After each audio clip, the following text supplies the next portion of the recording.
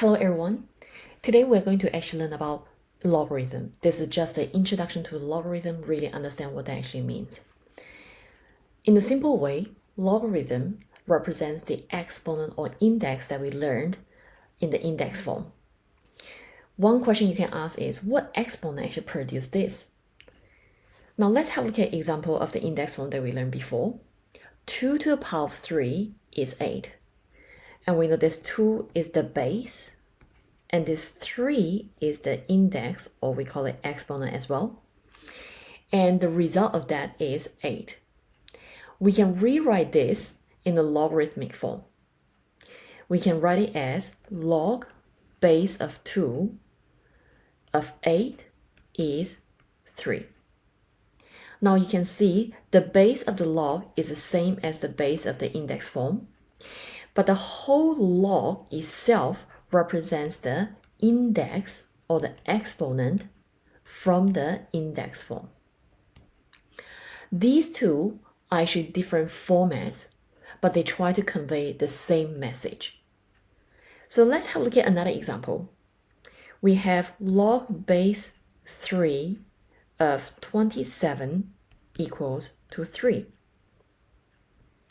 What does this mean?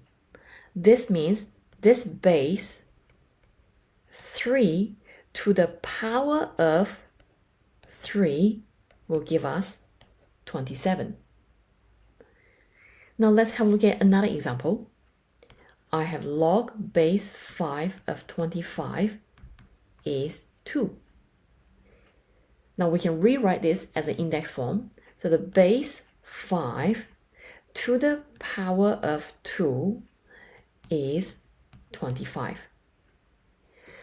So logarithm is another format that conveys the same message as index form.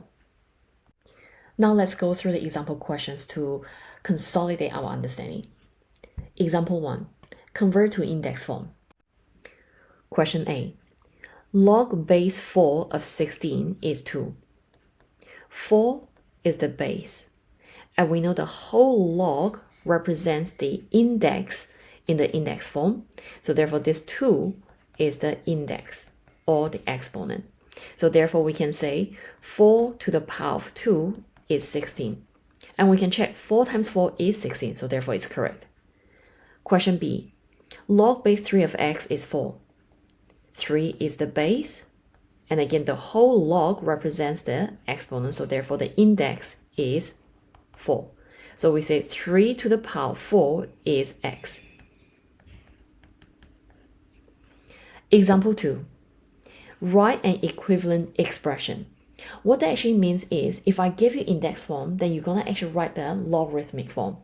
If I give you the logarithmic form, that means you're going to write the index form. So question A, we have 4 to the power of x is 64. The base is 4, and x is the index. So therefore, we can write it as log base 4 of 64 is x. Remember, this whole log represents the index in the index form. Question B. 5 squared equal to 25. 5 is the base. 2 is index. So therefore, we can say this is same as log base 5 of 25 is 2. Question C. This time we have log base 3 of 9 is x. So start with base. We're going to rewrite it so that it will be in the index form. So 3 to the power of x will give us 9. Last one. Log base x of 100 is 2. Base is x, so we say x to the power of 2 is 100. Now let's have a look at example 3. Question is slightly different. It says evaluate each below. What that means is they want to know the value of the entire log. So let's have a look at the first one. We have log base 2 of 4. You are going to ask yourself, what is this actually equivalent to? The simplest way to do it is thinking index form. So the base is 2. So you are going to ask 2 to the power of what will actually give me 4. We know 2 to the power of 2 will give us 4, so therefore the answer is 2. Remember, this whole log is actually the index in the index form. So let's have a look at this one. Log base 3 of 27. So you are going to ask yourself, 3 to the power of what will give us 27? We know that 3 to the power of 3 will give us 27, so therefore the answer is 3. Let's have a look at the next one. We have log base 10 of 1000 is equal to what? So we are actually looking for this index. So we are essentially asking 10 to the power of what will give us 1000. And we know that 10 to the power of 3 will give us 1000 because 10 cubed is equal to 10 times 10 times 10, which is same as 1000. Let's have a look at the next one. Log base 4 of 1. 4 to the power of what will give us 1? We learn it in the index law. 4 to the power of 0 will give us 1. So therefore, the answer is 0. Now next one, log base 5 of 5. Again, you're going to ask yourself, 5 to the power of what will give us 5? We know that 5 to the power of 1 is 5 itself. So therefore, the answer is 1. Now let's have a look at the last one here. We have log base a of a cubed. What does it equal to? So again, ask yourself, a to the power of what will give us a cubed? Base and base the same, so therefore power must be the same. So therefore it's 3. So we can write 3 here. So again, you can check. A to the power of 3 will actually give me a cubed. Let's look at a couple more questions here. So we're going to evaluate these expressions as well. So the first one we have is log base 3 of 1/3. Okay, so what do you think this will equal to? Now again, we can ask the same question. 3 to the power of what will give us 1/3? Now I hope that you still remember the index law that we learned. If we have a to the power of negative m, that is actually same as 1 over a to the power of m. So for this case, we can rewrite it as we have 1 over 3 to the power of 1. So therefore, left-hand side should be 3 to the power of negative 1. So we know that 3 to the power of negative 1 is same as 1 over 3. So therefore, the answer should be negative 1.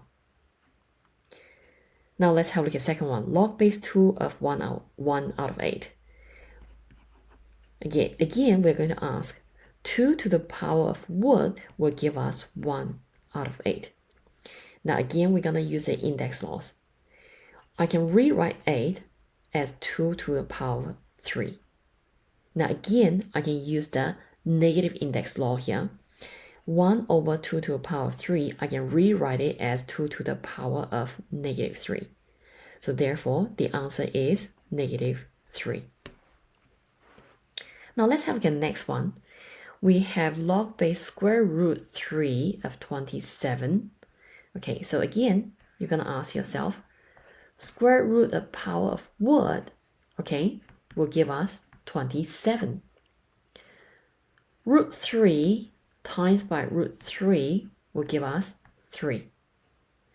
And I need to have 3 sets of that, so that means I need to have another root 3 times root 3. 3 times 3 is 9. So that means I need another set of root 3 times by root 3. That will give me 27. So therefore, I need 6 of root 3 in multiplication. So therefore, it's root 3 to the power of 6. So therefore, the answer is 6. Let's have a look at example 4. Convert each to index form first and then find the value of x. First one is log base 3 of x is 4. So we know that 3 to the power of 4 is x. So that is the index form. So now we just need to think about 3 to the power of 4 is what? That is 81. Therefore, at the end we can say x is 81. Second question, base 2 of a is x. So we're going to ask ourselves 2 to the power of x is a, so what that x needs to be. So firstly, write the index form. 2 to the power of x is 8.